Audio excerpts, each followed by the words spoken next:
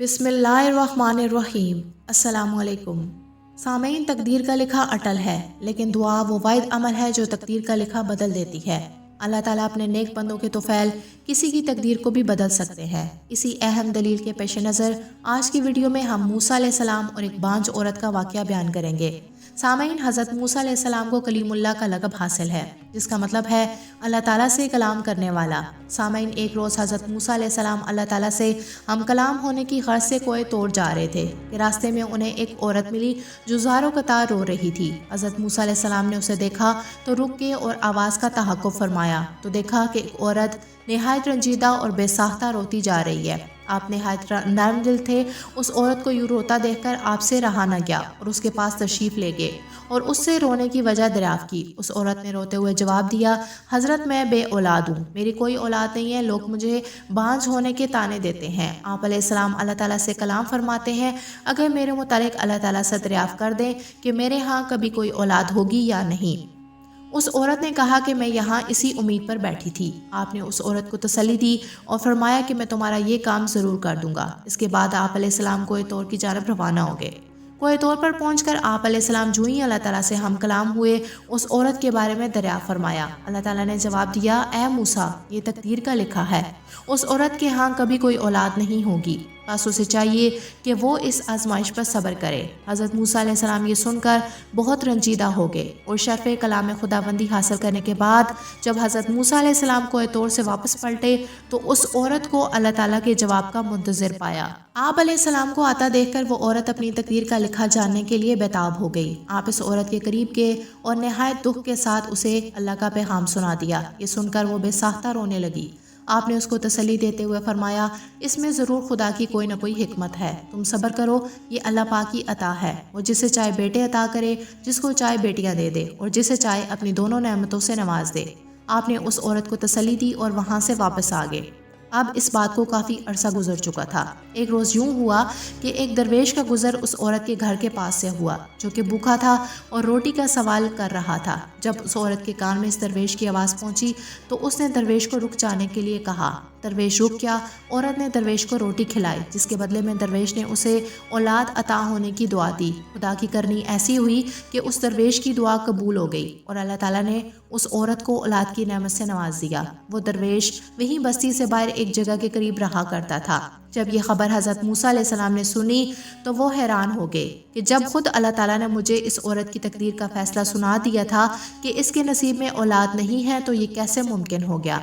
आप अलैहिस्सलाम एक रोज़ कोई तौर पर अल्लाह ताला से गुफ्तगू में मसरूफ़ थे कि अल्लाह ताला ने से इस औरत के मुतालिक सवाल कर दिया कि या अल्लाह, जब उस दिन मैंने आपसे पूछा था कि इस औरत को आपने औलाद क्यों नहीं अता फरमाई या फिर आप इसे औलाद अता फरमाएंगे, तो आपने मुझसे फरमाया था कि इसके मुकद्दर में औलाद नहीं है। ऐ मेरे रब, अब ये सब कुछ कैसे मुमकिन हो गया। ये सुनकर अल्लाह ताला ने हज़रत मूसा के सामने एक शर्त रख दी और फरमाने लगे, ऐ मूसा, जाओ और एक प्लेट में एक इंसान के जिस्म का गोश्त लाओ, इसके बाद मैं आपको आपके सवाल का जवाब दूंगा।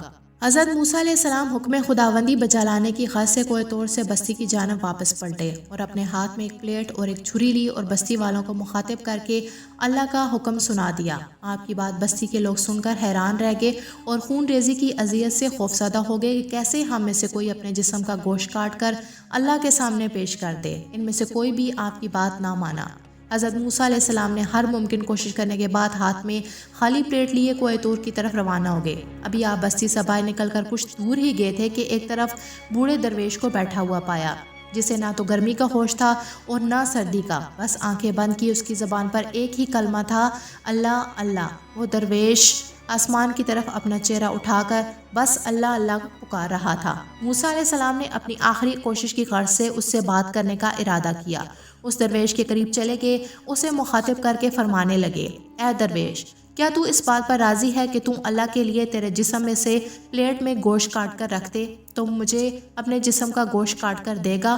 وہ درویش جسے اللہ کے سوا کچھ یاد نہیں تھا، اس نے فوراً اپنی آنکھیں کھولی اور حضرت موسیٰ علیہ السلام کی جانب بازو بڑھا کر کہنے لگا، لیجئے میں حاضر ہوں۔ اس کے بعد اس درویش نے موسیٰ علیہ السلام سے چھری لی اور اپنے بازو پر سے گوشت کاٹ کر آپ کو دے دیا۔ آپ علیہ السلام پلیٹ لے کر کوہ طور کی جانب روانہ ہونے لگے تو اس درویش نے آپ کو آواز دی اور کہنے لگا، میں نے تو آپ کو اپنے بازو کا گوشت دیا ہے، کیا پتا اللہ تعالیٰ کو گردن کا گوشت چاہیے ہو۔ یہ کہہ کر اس درویش نے حضرت موسیٰ علیہ السلام کے ہاتھ سے چھری لی اور اپنی گردن سے گوشت کاٹ کر دیا اور آنکھیں بند کر کے دوبارہ اللہ اللہ کی صدا لگانے لگا۔ حضرت موسیٰ علیہ السلام ایک مرتبہ پھر کوہ طور کی جانب چل دیے، لیکن اس درویش کو پھر کچھ یاد آیا اور اس نے حضرت موسیٰ علیہ السلام کو پھر سے آواز دی اور کہنے لگا کہ مجھے ڈر ہے کہ کیا پتہ اللہ کو سینے کا گوشت چاہیے ہو اور میں نے تو سینے کا گوشت دیا نہیں۔ اور اس نے پھر سے چھری لے کر اپنے سینے کا گوشت کاٹا اور حضرت موسیٰ علیہ السلام کو دے دیا۔ حضرت موسیٰ علیہ السلام وہ پلیٹ لے کر کوہ طور پر چلے گئے اور جب اللہ کے سامنے ہم کلام ہونے کا وقت آیا تو اللہ کے سامنے اس درویش کے گوشت سے بھری ٹکڑوں کی پلیٹ رکھ دی۔ اللہ تعالیٰ نے دریافت کیا، موسیٰ یہ گوشت کہاں سے لائے ہو؟ موسیٰ علیہ السلام نے سارا واقعہ بیان فرما دیا۔ اللہ تعالیٰ نے فرمایا، اے موسیٰ دیکھو، یہ میرے بندے کا مجھ سے عشق ہے اور اس عشق کی حد تو دیکھو کہ اس نے اپنی تکلیف کا نہیں سوچا اور میری رضا اور خوشی کی خاطر اپنے جسم کی بوٹیاں کاٹ کاٹ کر تمہارے سامنے رکھ دی۔ اے موسیٰ اب تم ہی بتاؤ، جب میرا ایسا بندہ جو میرے عشق میں کسی چیز کی پرواہ نہیں کرتا، بتاؤ کہ میں اس کے سوال کو کیسے رد کر سکتا ہوں؟ اے موسیٰ یہ میرا وہی بندہ ہے جس نے مجھ سے اس عورت کے لیے سوال کیا تھا، میں اپنے اس نیک بندے کے سوال کو کیسے ٹال سکتا ہوں؟